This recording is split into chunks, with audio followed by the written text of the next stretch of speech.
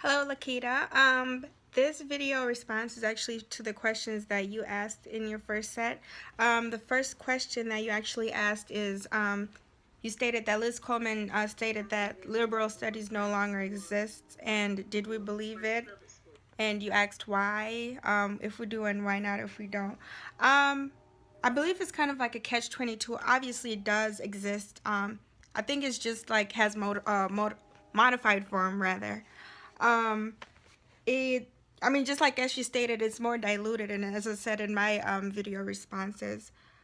But at the same token, I think it does exist. I think it's just evolving, and it just may be a matter of us getting used to its new form and conforming to it in order for us to appreciate it as much as we should. And then you also said, how might liberal studies be beneficial to your education?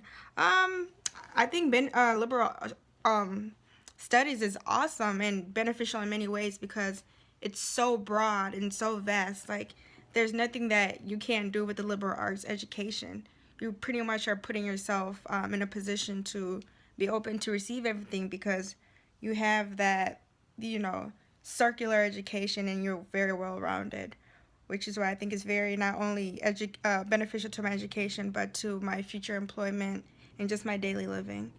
Then your third question is, why do we think that Thomas Jefferson quoted, "If a nation expects to be ignorant and free in a state of civilization, it expects what never was and never will be." Um, I agree with what he says, but I feel like it's kind of like a pessimistic attitude towards the reformation that should be taking place. And then your last question, you said, what can be added to Liz Coleman new curriculum other than equity, education, environment, governments, and the use of force and health?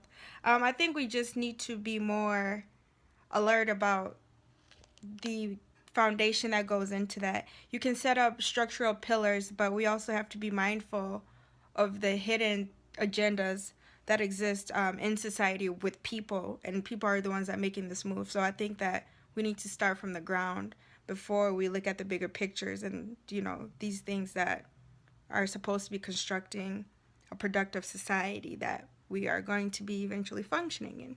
So thank you for your questions.